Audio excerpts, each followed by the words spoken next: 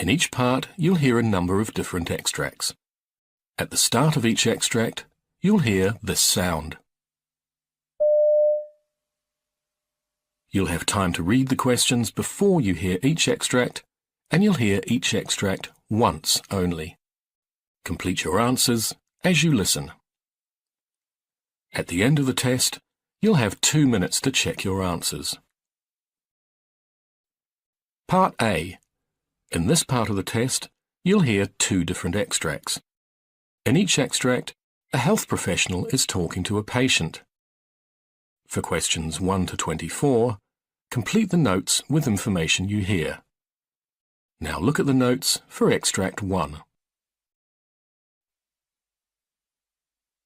Extract 1, questions 1 to 12. In this part of the test, you will hear Dr. Brian Fleming interviewing a parent of a child presenting today. For questions 1 to 12, complete the notes with a word or short phrase. You now have 30 seconds to look at the notes.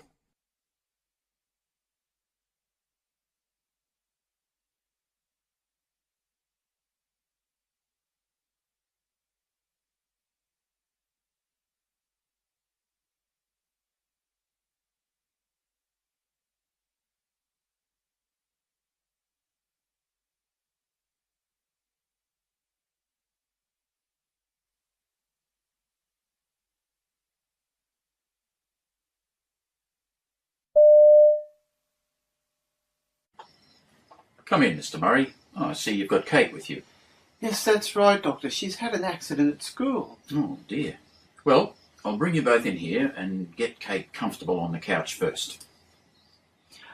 Oh, good. I think she's in quite a bit of pain. Yes, obviously, and she's looking very pale. Now, can you tell me what happened? Well, she had a fall at school, actually. It was in her gymnastics class, and I don't know, I think she landed awkwardly in one of the practice exercises. And how long ago was that? Well, the school called me to pick her up, and I came straight here, so about an hour ago, I think. All right. Now, before we go any further, how old is Kate? She's 7.5, Doctor. Is she on any medications at all? Well, she gets occasional asthma attacks, so she uses a venter inhaler when necessary. Okay, and no other illnesses? No. Now, looking at Kate's right leg, she does have a nasty bruise developing as well as some swelling, so I do need to take an x-ray. Well, I've got the x-ray results here, and it's a spiral fracture of the right tibia. Oh dear, I was hoping it would just be a sprain. No, it's more serious than that. I see. Now, I've rung the fracture clinic at the hospital, and they've advised that we can't put a cast on while there is that swelling. Right. But they've asked me to put on a back slab cast while there is that swelling, and also a bandage to keep that in place. I see. Has she taken anything to relieve the pain yet? No, not yet. Well, I'll prescribe her a medication known as Pain Stop for children. It's specifically formulated for fractures and contains both paracetamol and codeine. Right. And it's in liquid form and fast acting. Oh, good. And how often should she take it, Doctor? For her age, she can take 10 to 12 ml every 6 hours until the pain subsides. And how long do you think that will take? Within 48 hours. But I do want you to contact me if pain persists longer than this. Will do, Doctor. And the other thing is plenty of rest for the next few days. Now, we'll need to set Kate up with some crutches, and you can get them from the pharmacy across the road. Okay.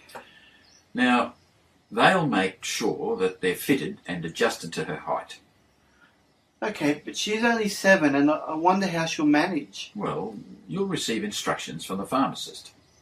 Okay, she'll definitely need that. And they can also provide a DVD which explains how to use the crutches properly, including how to get up and down stairs.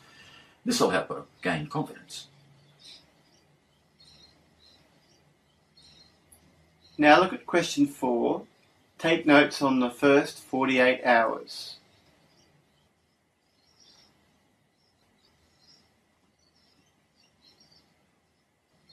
Now, Doctor, I'm worried about what I can expect now, you know. I mean, if she had another fall or knocked her leg. Yeah, you're right.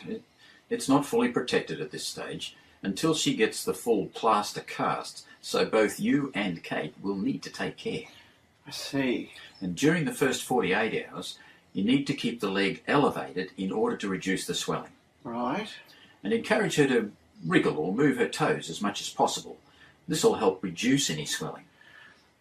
Okay, I think I can do that. Well, at night, when she goes to bed, put a pillow under her leg so that it remains elevated. And is there anything else I need to be aware of? Well, if she complains of tingling feeling, you know, like pins and needles, that means the leg needs to be elevated. Hmm. And if she's in pain or can't be settled by the analgesics, then you need to give me a call. Okay. And finally, watch out for any numbness or loss of feeling. Will she be able to shower with the cast on? Well, it's important not to wet the cast at all. She can have a shower, but the cast will need to be wrapped in a waterproof bag and sealed. I see. And keep the cast away from direct heat, such as heaters, electric blankets, and so on. Right. And make sure she doesn't put any weight on her leg or the cast in the early stages. Will it feel uncomfortable? It may feel itchy, but she shouldn't scratch under the cast, as this can lead to skin irritations.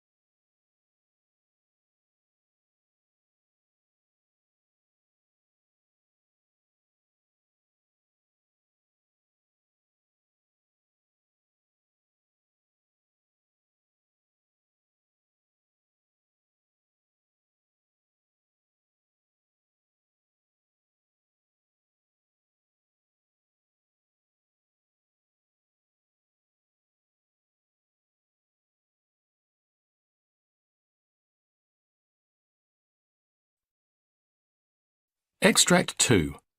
Questions 13 to 24. In this part of the test, you will hear a doctor in a general practice surgery interviewing Jane Roggers, a patient with a problem that started recently.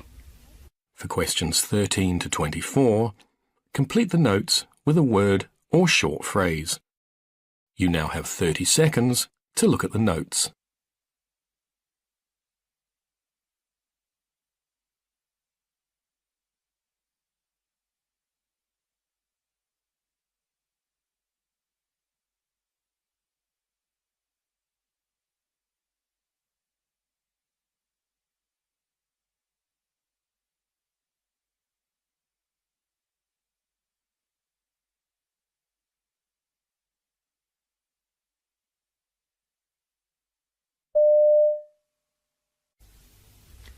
Jane, good morning. It's good to meet you. I'm Dr. Jones. How do you do, Dr. Jones? Very well, thank you. Please have a seat. Thank you. Okay. Now, Jane, just before we begin, can I start by asking you your age? I'm 25. Okay. And what brings you in today, Jane? What's the problem? Well, I've been feeling a bit tired for the past few weeks, and I don't seem to have much energy to do anything, really. And I was wondering if you could tell me what's wrong with me. Okay. Well, tell me a little bit more about it. Well, I started to get tired about 4 weeks ago, and it's really persisted since that time. And I've actually had to stop playing netball because I've been so tired. When it started off, I had some aches and pains in my muscles, and but they seem to have settled down now, and it's really just the tiredness that's persisting. And I've got exams in a few weeks, and I'm really worried that I won't be able to study properly because I'm feeling so tired. I see. Goodness, that must be very distressing for you. Yeah, it's really worrying me. Yeah. What are you studying? I'm a social work student I see. at La Trobe University, and we've got our exams soon. Right. Okay. Well, we'd better get on and make you well then.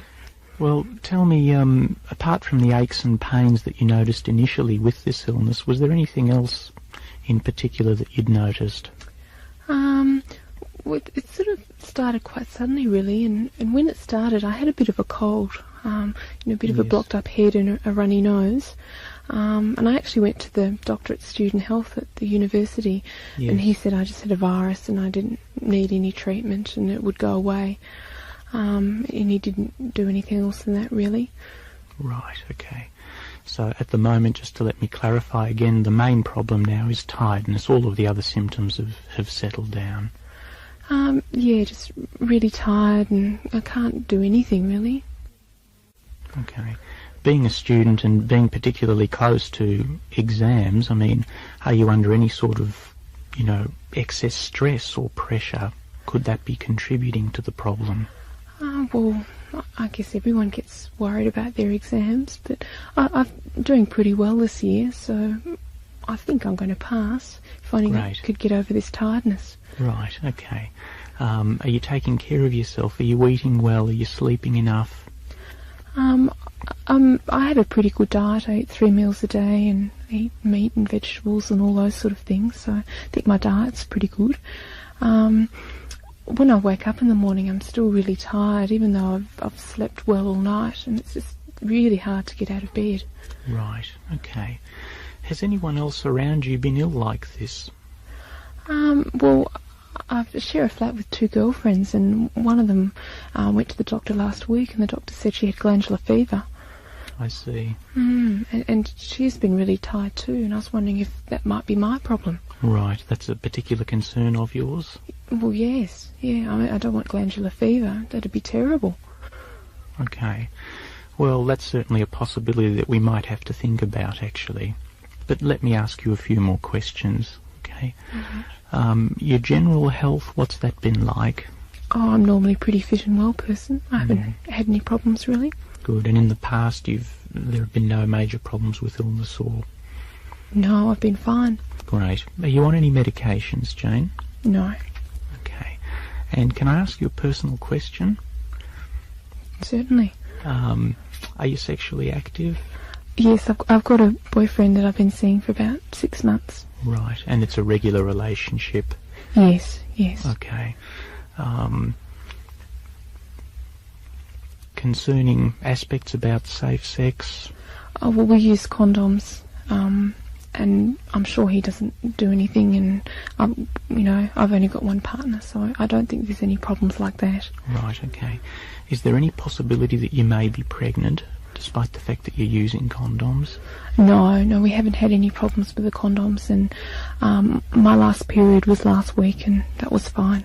Right, and that was on time, normal, as expected? Yeah, yep. Yes. Are your periods unusually heavy or excessive? Last long? No, I've had no troubles with them. They're regular. They haven't changed at all. Okay, Jane. Tell me a little bit more about yourself. In particular, do you smoke or drink? No, I don't smoke. I have on the weekends I'd have about 2 or 3 light beers when I go out, but that's all. That's about it. Okay. And as far as your family goes, any major family history of illnesses or problems? My dad's got a bit of high blood pressure, but he's an engineer and he works fairly hard, so it might be due to that, I guess. And my mum, she's well. She works in an office and she's been fine. I've got a sister that's a lawyer and she hasn't had any health problems either. Right, okay.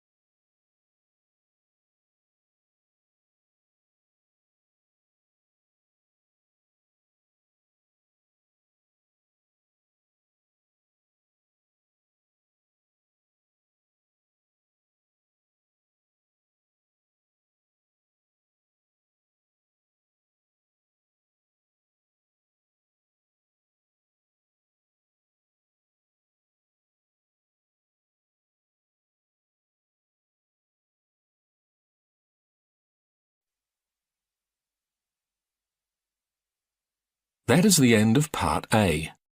Now look at Part B.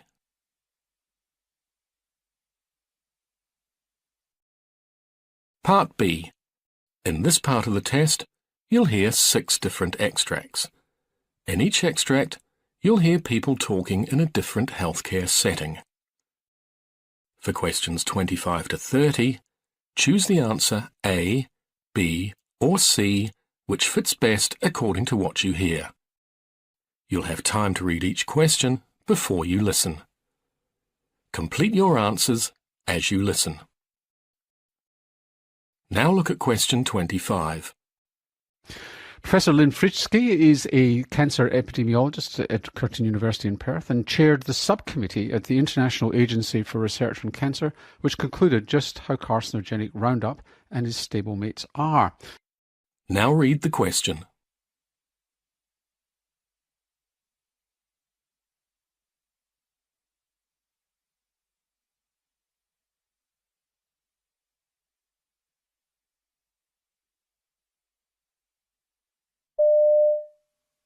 Where does that leave us? I mean, is the IARC going to change its mind now? I don't think there's enough evidence to change the mind yet. I mean, a possible carcinogen is still the case. There is very strong mechanistic evidence that glyphosate can damage cells and damage DNA in animals and possibly in humans as well. And so there is, some evidence that it may be carcinogenic. So I think just having that other one big study doesn't necessarily negate the whole decision. So where does that leave us with glyphosate for casual use or occupational use? Should it be banned? I think that might be going a little bit far at the moment with the evidence we have. My personal opinion is that we should minimise it as much as possible, and wherever possible use things that are less toxic or less potentially toxic.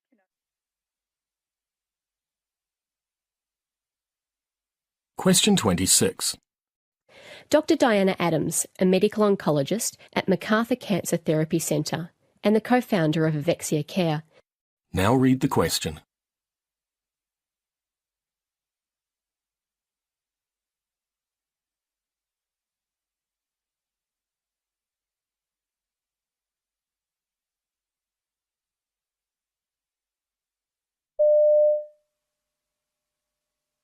In all cancer types, there is a benefit to exercise.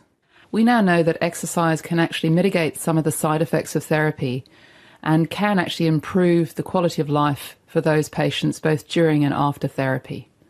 In addition, it is possible for some cancers it may actually improve their chances of the cancer not returning. So we know that exercise can actually improve the patient's fatigue through therapy. It's likely to actually improve the chance of them completing their therapy. So the medicines we give to treat cancer can increase the chance of side effects and fatigue, and exercise can ameliorate these side effects.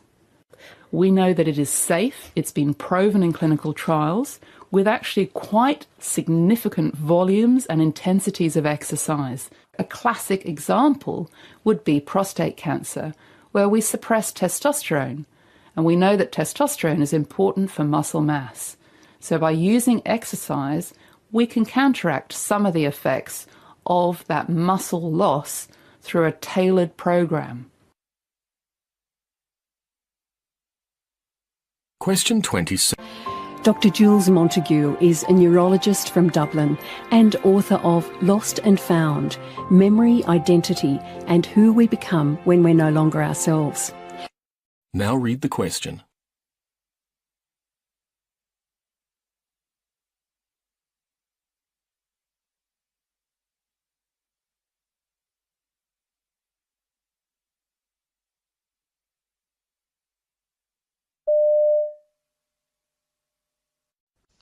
Sure. So you would think that your most emotional memories would be the most accurate, but it transpires that's not the case. If you look at things like the Challenger disaster or 9/11 or Lockerbie, for example, plenty of studies have been done in some of these scenarios where people will impart memories, for example, as you said, in 9/11. And there was a study that looked at downtown participants, so people who were really close to what happened and some who were further away. And those who were involved and closer to the action of what happened that day actually had lots of memories to impart, and they were very vivid, but not necessarily more accurate. So they were able to fill in lots of information, but it wasn't necessarily accurate. We think that's because the way our memory works depends on how much emotion is in a situation. So if you're personally remembering something very emotional right now, the hippocampus, of course, is kicking in. That does memory. But so is the amygdala, which is all about emotional memories. And that means your memories certainly are more vivid, but it doesn't mean that they're more accurate. And again, it's not that you're lying in any way. It's that the circuitry in your brain, for evolutionary purposes, has decided to kick in a slightly different way. Question 28. You hear Dr. Charlene Wong, a paediatrician and health policy researcher at Duke University in Durham, North Carolina. Now read the question.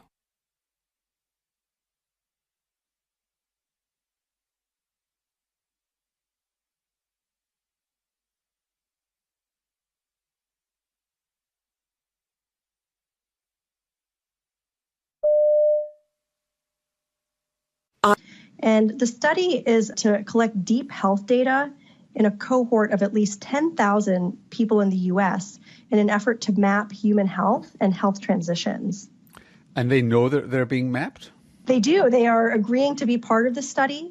Many of them have joined the study because they're actually very excited and altruistic in wanting to help map human health. So this is what technically would be called a cohort study. That's correct. It's a longitudinal cohort study. So you're gathering a group of people together and you're following them through to see what happens to them. Why is Google involved? Are they picking up data from their behaviour online to assist you, or are they just using Google to recruit? Sort of all of the above, I would say. We are collecting a broad range of different types of data, from imaging studies to blood tests and urine tests and even tests on the stool to look at all the different molecular markers that are available currently. We are also eventually going to be looking at other types of data, including data from people's medical records, data from what they are doing online. This study is still evolving to determine what all the data points that we might be collecting will end up being. Question 29. You hear Dr. Claire Ashton-James is a senior lecturer at the University of Sydney and works at the Pain Management and Research Institute at Sydney's Royal North Shore Hospital. Now read the question.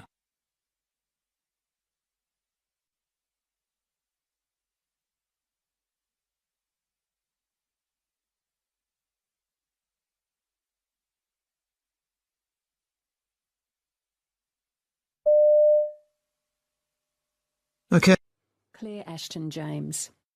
The important thing to realise about pain is that it's a subjective experience based on three main components. There's somatic input, so feelings of aversive sensations. There's an evaluation of those sensations, so how harmful or threatening are these sensations, which is subjective. And then there's also the emotional component, so how distressed am I in response to these aversive sensations. And the social context you're in when you experience pain directly influences your evaluation of how harmful the sensation is, how potentially threatening it is to be in pain, to be injured in that situation, and very closely related to that is the amount of distress you feel in response to that aversive sensation. So what are the implications for how we can better manage people who are in pain? My research focuses on healthcare professionals and their role in patients' pain experience. Question 30. You hear us. A Health Minute with Dr. Norman Swan. Now read the question.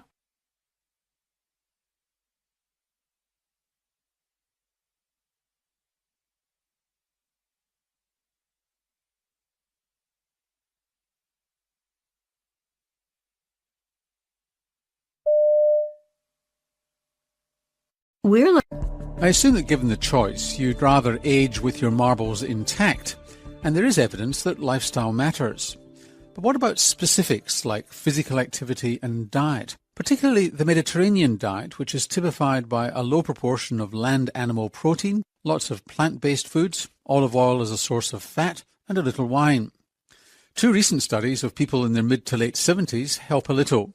One study followed people in New York for over 5 years, looking at the incidence of Alzheimer's disease, and found that exercise, particularly more vigorous exercise, reduced the risk of Alzheimer's, as did closely adhering to a Mediterranean dietary pattern. About 1 in 5 people with the lowest level of exercise and diet adherence developed Alzheimer's, compared to about 1 in 8 who were goody two-shoes, and that was after allowing for other differences between the groups. The second study in France looked at decline in thinking ability and the Mediterranean diet and found a weaker link and no effect on the risk of dementia. It may be that in France the average person eats more of a Mediterranean diet than Americans to start with, making differences hard to find.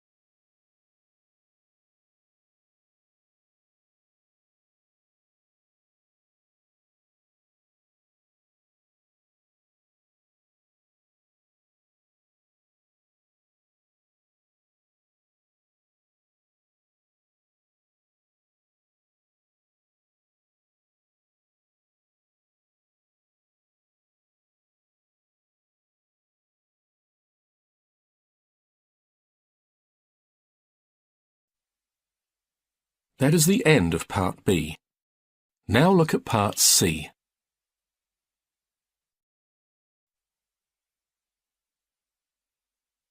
Part C. In this part of the test, you'll hear 2 different extracts. In each extract, you'll hear health professionals talking about aspects of their work.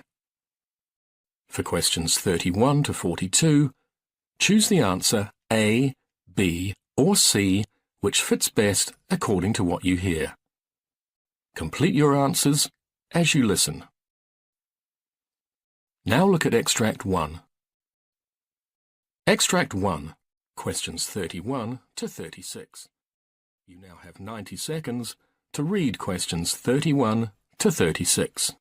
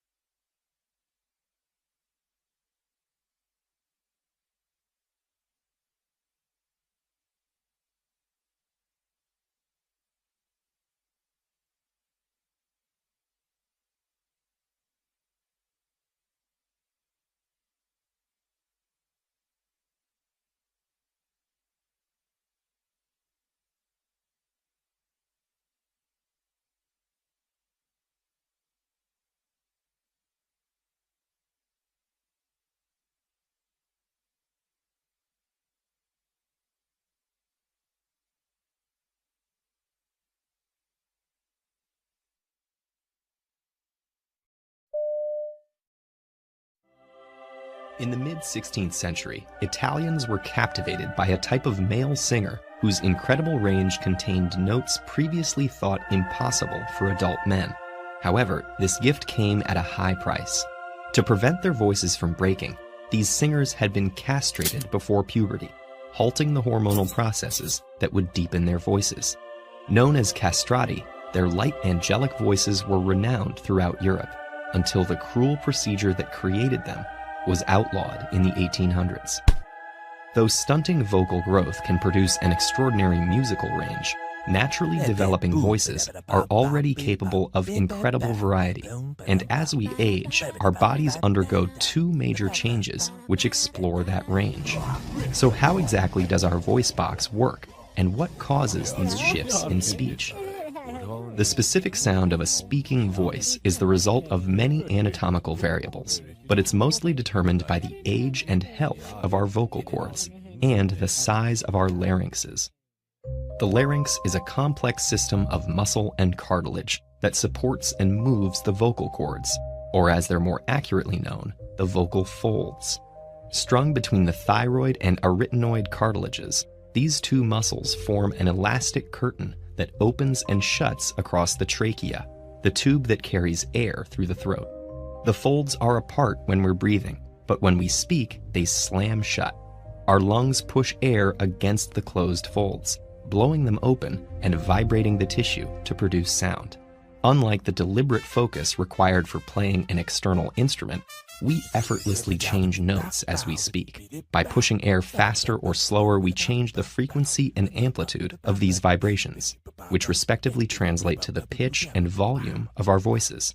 Rapid and small vibrations create high-pitched, quiet tones, while slow, large vibrations produce deep, bellowing rumbles. Finally, by moving the laryngeal muscles between the cartilages, we can stretch and contract those folds to intuitively play our internal instruments. This process is the same from your first words to your last, but as you age, your larynx ages too. During puberty, the first major shift starts as your voice begins to deepen. This happens when your larynx grows in size, elongating the vocal folds and opening up more room for them to vibrate. These longer folds have slower, larger vibrations, which result in a lower baseline pitch. This growth is especially dramatic in many males, whose high testosterone levels lead first to voice cracks and then to deeper, more booming voices, and laryngeal protrusions, called Adam's apples. Another vocal development during puberty occurs when the homogeneous tissue covering the folds specializes into three distinct functional layers. A central muscle, a layer of stiff collagen wrapped in stretchy elastin fibers, and an outer layer of mucous membrane. These layers add nuance and depth to the voice, giving it a distinct timbre that sets it apart from its prepubescent tones. After puberty, most people's voices remain more or less the same for about 50 years, but we all use our voices differently, and eventually we experience the symptoms associated with aging larynxes, known as presbyphonia. First, the collagen in our folds stiffens, and the surrounding elastin fibers atrophy and decay. This decreased flexibility increases the pitch of older voices. But for people who have experienced the hormonal effects of menopause, the higher pitch is countered and outweighed by swollen vocal folds. The folds' increased mass slows their vibrations, resulting in deeper voices. All these symptoms are further complicated by having fewer healthy laryngeal nerve endings, which reduces precise muscle control and causes breathy or rough voices. Ultimately, these anatomical changes are just a few of the factors that can affect your voice. But when kept in good condition, your voice box is a finely tuned instrument, capable of operatic arias, moody monologues, and stirring speech.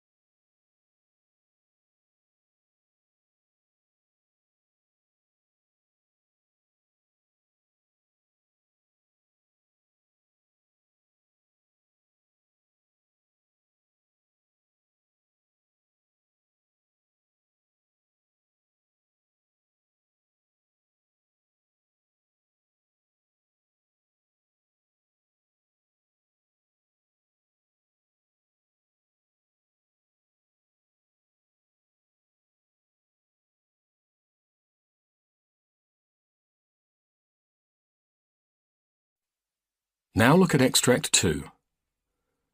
Extract 2, questions 37 to 42. You now have 90 seconds to read questions 37 to 42.